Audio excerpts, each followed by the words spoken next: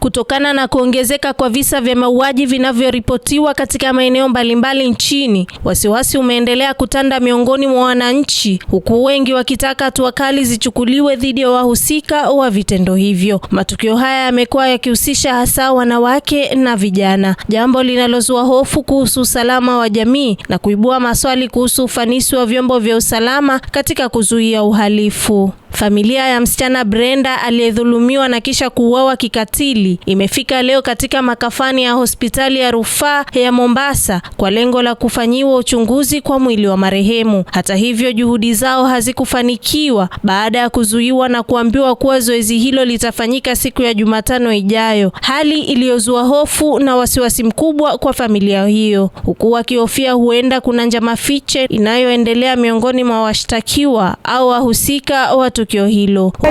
Sisi tulikuja hapa leo tukijua leo ni postmortem ya Rachel itafanywa, kwa sababu last week haikufanywa kwa sababu picha zingine zilikuwa zina miss. Sasa tulikuwa tunajua leo tutafanya postmortem, lakini mpaka sasa inasemekana haiwezi fanywa.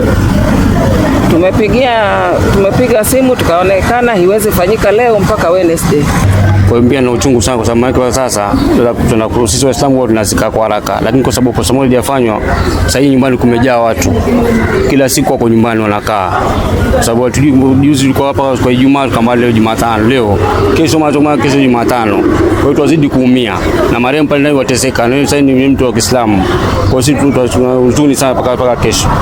Kwa hiyo tuomba tufanye haki itendeke Jumatano. Tuomba mtoto alifanya tupe mwili wetu. Tupate haki yetu na tupe mwili wetu.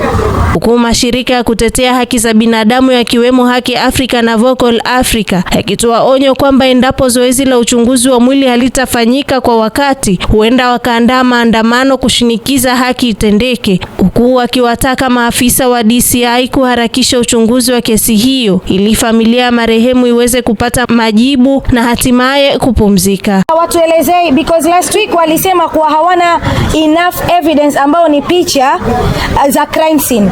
Again, it didn't make sense. For us, we know the DCI walikuwa on the ground, they took photos. Why the police decided wasiende kuzifata katika DCI office hapa, hatuelewi.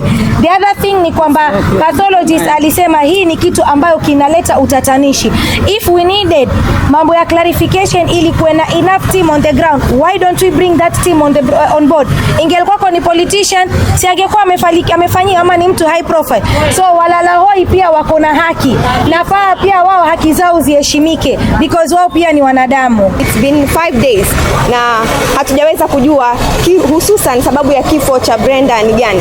Na kama tunavyoelewa pia, iwapo kutakuwa na utata fulani katika kesi hii, yamaanisha the DCI need to be more active. They need to ensure that wana put more effort kueleza ni sababu gani haswa iliyomuua Brenda. Na vile vile tujue ni kina nani wameweza kutenda hichi kitendo. Na kama wanasema si mauaji, labda ni kifo cha kawaida, tuweze pia kupata ni sababu gani iliyoweza kumuua yule mama. Na wale waliohusika either kushuhudia kifo chake, wale waliohusika labda kumuua Brenda, tupate kujua ni kina nani, na je wameweza kuulizwa, wamekalishwa chini kuelezwa hususan matukio yaliyopelekea kifo cha Brenda ni gani haswa. Sababu hatuelewi ikiwa mnasema mumekosa picha za kuonyesha ili postmortem iweze kufanywa, na bado DCI wa on the ground, na bado the police wa on the ground. Mwili ilichukuliwa vipi kutoka nyumbani mpaka mortuary mpaka hospitali without proof of evidence, without photos? So we are demanding for answers. We are demanding postmortem isikuwe delayed. We will be here again on Wednesday.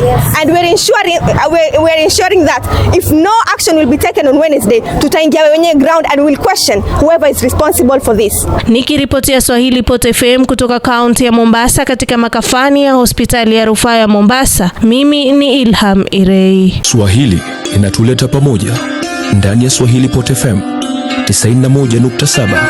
Marhaba.